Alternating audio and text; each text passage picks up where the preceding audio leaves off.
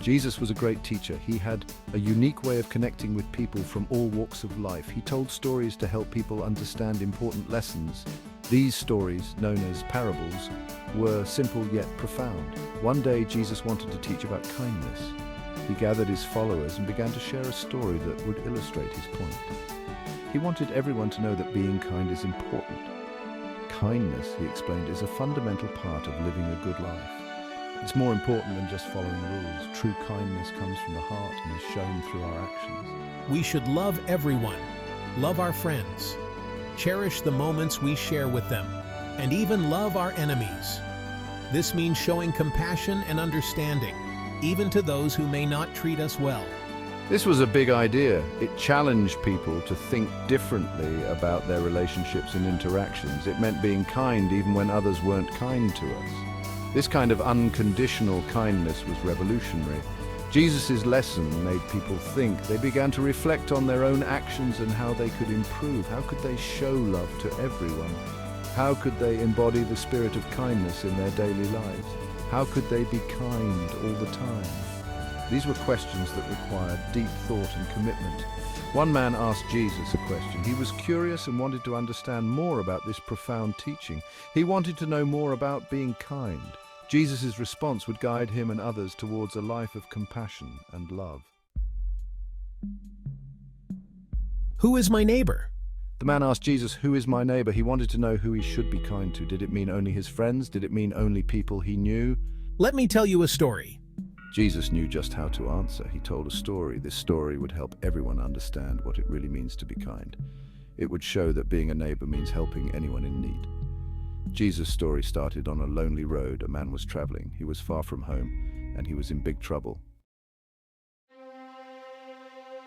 The man walked along the dusty road. He was tired from his journey. Suddenly, robbers jumped out. They were mean and dangerous. Help! Help me! The robbers hurt the man badly. They stole everything he had. They left him lying on the road. The man was helpless. He needed someone to help him. He needed a neighbor. Soon someone came walking down the road. Would this person be the neighbor the hurt man needed? Section 4, Passing By. This section tells the story of compassion, or rather the lack of it. The first person to come along was a priest, a man of faith and supposed virtue. A priest was a religious leader, someone who guided others in spiritual matters. He was supposed to be a good example, a beacon of kindness and morality. People looked up to him, admired him, and followed his teachings. I sighs. The priest saw the hurt man lying on the ground, clearly in distress. He saw the man's pain, the anguish in his eyes, and the blood on his clothes. But the priest didn't stop. He chose to walk away, ignoring the man's suffering. He didn't offer to help. He just kept walking, leaving the man to fend for himself. Then another person came along, walking down the same path. This man was a Levite, a member of the tribe of Levi. Levites helped the priests at the temple, performing various religious duties. He should have been kind and helpful too, given his role in the community. Muttering. But like the priest, the Levite also ignored the hurt man, showing no compassion. He didn't even slow down, not for a moment.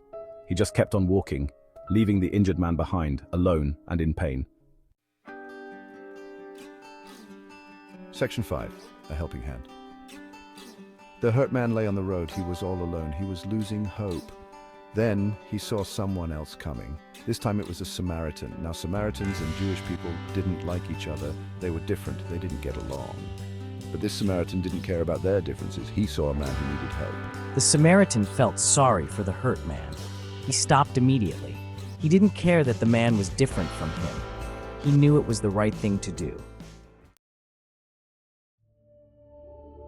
Section 6, Go and do likewise. The kind Samaritan gently cared for the injured man. He cleaned his wounds with great care, ensuring that no dirt or infection remained. He bandaged his sores with clean cloths, wrapping them securely to promote healing. Then, with a compassionate heart, he helped the man onto his own donkey, providing him with a means of transportation. The Samaritan didn't just leave the man after providing initial aid. He took him to a safe place, ensuring his continued care. He took him to an inn, a place where he could rest and recover. He even paid for the man to stay there and get better, covering all the expenses. He showed true kindness and compassion, going above and beyond what was expected.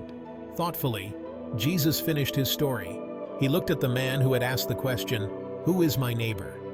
His eyes were filled with wisdom and understanding as he awaited the man's response. "Who was the true neighbor in this story?" Jesus asked, his voice gentle yet firm, encouraging the man to reflect deeply on the lesson. The man answered, "The one who showed mercy." His voice was filled with realization as he understood the profound message of the story. "You are right," said Jesus. "Now go and do likewise." His words were a call to action, urging everyone to embody the same compassion and kindness in their own lives, to be true neighbors to those in need.